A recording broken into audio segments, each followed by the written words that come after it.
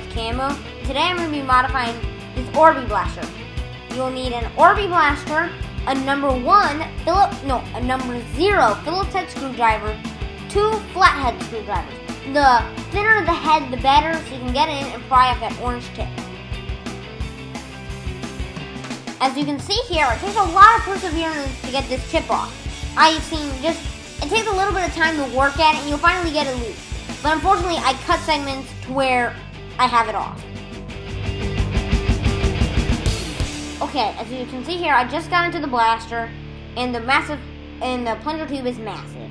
I put all the other parts aside, which have plenty of opportunities for shell work, LED work, and anything else. But now back to the plunger tube.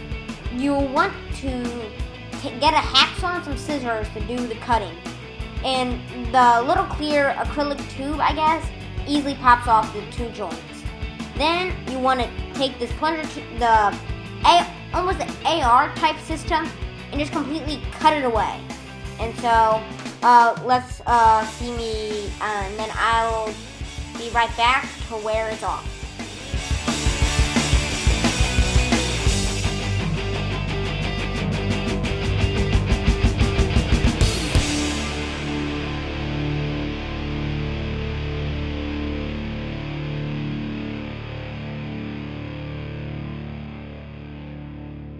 And sawing, and sawing, and sawing, and sawing. Whoop, there it goes. So while I clean up my mess and go and put all my parts away, I really hope you enjoyed this video, and please hit the subscribe and bell icon so you can get notified when I upload. Okay, now back to business.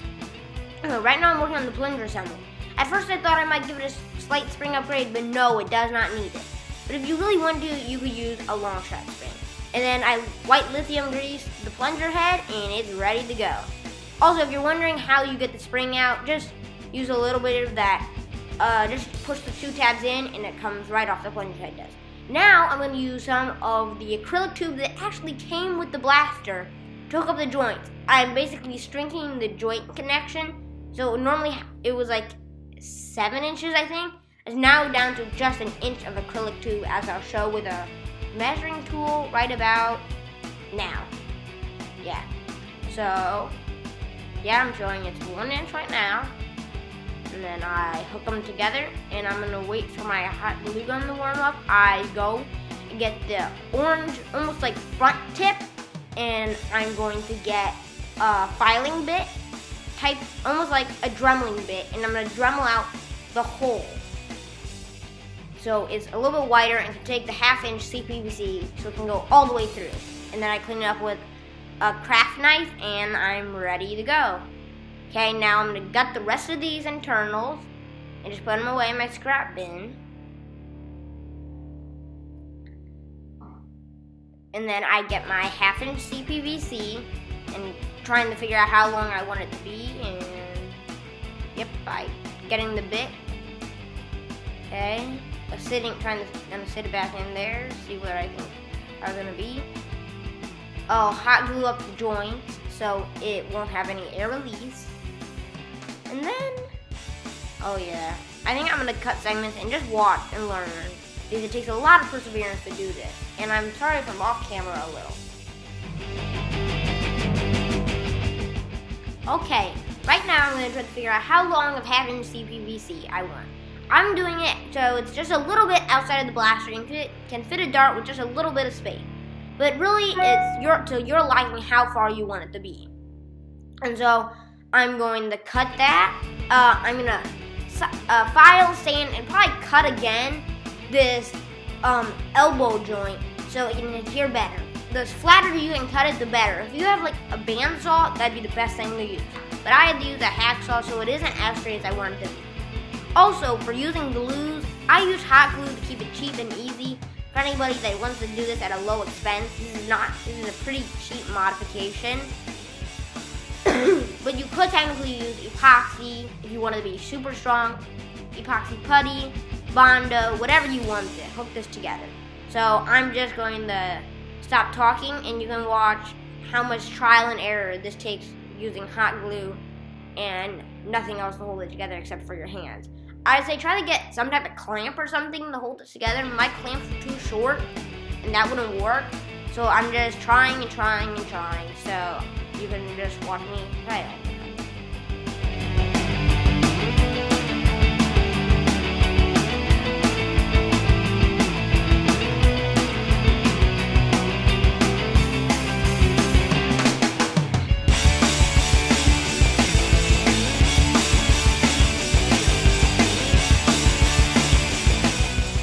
Okay, as I'm coming to the end, I figured out the best way to connect it is using hot glue. And first, you taping the connection together with a little bit of painter's tape, and then hot gluing together the connection. It almost works as a clamp. Now, while I'm waiting for this glue to dry, I start messing around. So, continue watching. Okay, as you can see here, I just duct taped over the connection where the hot glue connected to the CPV. Yeah, just the connection, so it will be nice and tight. Now I'm doing a little bit of sanding and filing, so it fits it perfectly back in the shell. And so now you can just close it up. It might take a little bit of teasing, but it will fit. And so I'll see you in the overview. Okay, hey guys, this is WD plus Camo. Today, this is going to be the mod overview, so you just saw how you modify one of these. And now I'm going to be telling you how far it shoots and how it feels. First of all, for the aesthetics or how it feels, the handle's a little far back, but for how the blaster primes and how long a draw it has, it's pretty nice. The rest of the blaster's a little big for what it does, so you could actually, is right up here, all this is dead space. So you could do some cool LED work, or even like integrate a stripe almost into it. But that's enough on the shell. And then more into the inside. As you can see in the video, the plunger tube is massive. Like, it's huge. It like starts here and ends here. Which means I think that this could be a perfect change for the NIC community because it is a huge plunger tube and ends here, and then you could just bring it out right out here, and there you go. Like, I took it so it would corner up and all, but you could technically do is just come straight out, drill a hole, and then presto. Actually, you don't even have to put that back in. That's all a separate piece. So, enough on the aesthetics. Let's get into the firing demo. First of all, I just have a single Busby XL dart. I've actually figured out these are a little more accurate than normal elite darts. Oh, I forgot. With darts like these, they kind of vacuum load. Then this is a pretty bad coupler. I was overthinking of what I was doing and it didn't work out. But here, then I made an 8-round speed loader, and let's fire these off.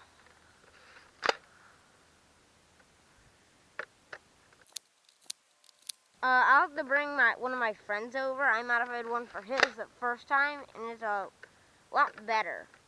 It's a lot bigger plunger tube because it can fire three. It could fire 3 of the Orbeez at once. To the normal one.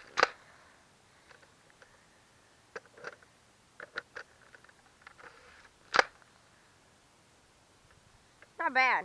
And then the last thing to fire is a half-length dart. Let's see how far this thing goes.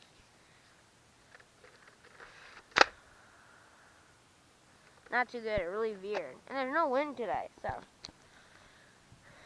let's walk it off. Yeah, I'm actually pretty happy with this mod. It turned out well and all, but, you know, Busby dart coming in 29 feet. First E-kind coming in at 40.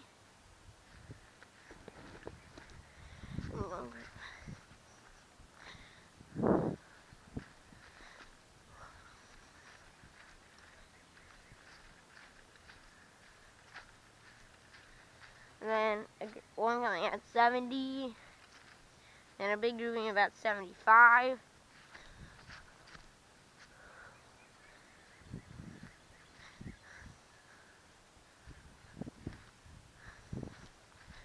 Yeah, so it's getting ranges of about 75 feet. During my last end of the overview, I did get ranges of 80 feet. I guess it just really matters the darts, the wind, a lot of things. See how far your dart can go. The reason I like doing range tests is because a lot of Nerfers don't do it.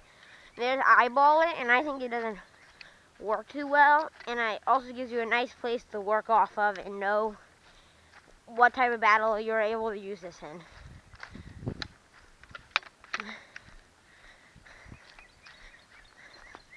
I'm WD plus Camera. Thank you for watching, and I'm out.